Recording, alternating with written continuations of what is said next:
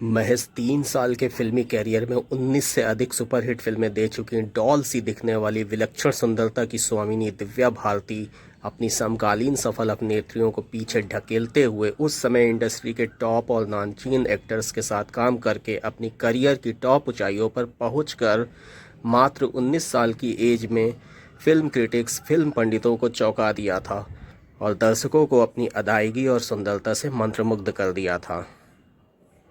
लेकिन एक दिन अचानक 5 अप्रैल 1993 को उनकी मौत हो गई है, ऐसी खबरें लोगों को मिलती हैं।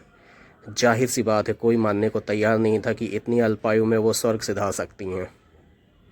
ये माना गया कि वो 5वीं मंजिल से गिरी या गिराई गई हैं और उनकी मौत हो गई। जाहिर सी बात है, पुलिस इस घटना की तफ्तीश में जुट गई थी। सुसाइड, मर्डर या किसी साजिश के सारे एंगल खंगाले जा रहे थे। मौत के समय उनके घर में नीता लुल्ला और उनके पति से भी सवाल जवाब हुए हैं। साजिद नाडियाडवाला, जिनसे दिव्या ने कुछ दिन पहले चुपके से शादी की थी, वो भी शक के घेरे में आ गए।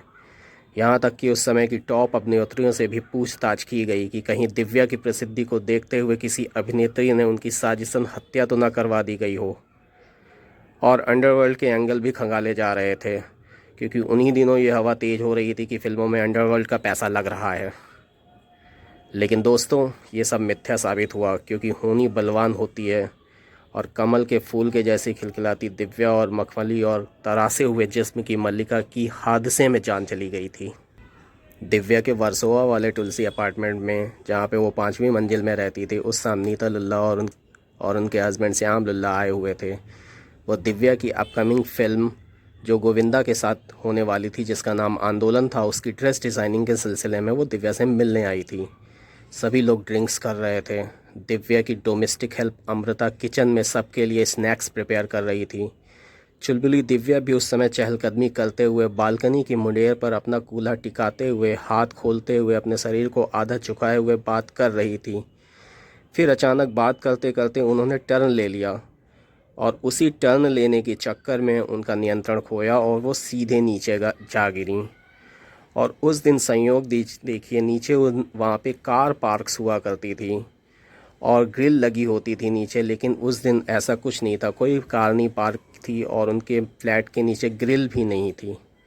सभी चीज़ों को रूल आउट करते हुए दिव्या के पिता ने प्रेस को खुद बयान देते हुए किसी भी षड्यंत्र को खारिज किया था। दिव्या की मौत को सनसनीखेज बनाने में प्रेस और मीडिया ने कोई कसर बाकी नहीं रखी थी। सोचिए, उस समय तो सोशल मीडिया का ज़माना भी नहीं था, वरना प्रतिदिन सोशल मीडिया में दिव्या के कातिलों को ढूंढा जाता और तमाम लोगों को उनकी हत्या के लिए टारगेट किया जाता रहता। तो दोस्तों, ये एक एक्सीडेंटल फॉल था, एक अनहोनी, एक दुर्घटना जो किसी के भी साथ हो सकती है। शायद खूबसूरत दिव्या को ईश्वर ने अपने पास बुलाकर परियों के समकक्ष उनको रखने के लिए अपने पास बुलाया। तो दोस्तों, आप भी मेरी तरह अगर 80s और 90s के किड्स हैं और दिव्या के फ़ैन रहे हैं, तो दिव्या के लिए इस वीडियो को लाइक ज़रूर करें और ऐसे ही इंटरेस्टिंग बॉलीवुड और हिंदी फिल्म इंडस्ट्री से रिलेटेड पुरानी बातों को ताज़ा करने के लिए हमारे चैनल को सब्सक्राइब करें। धन्यवाद।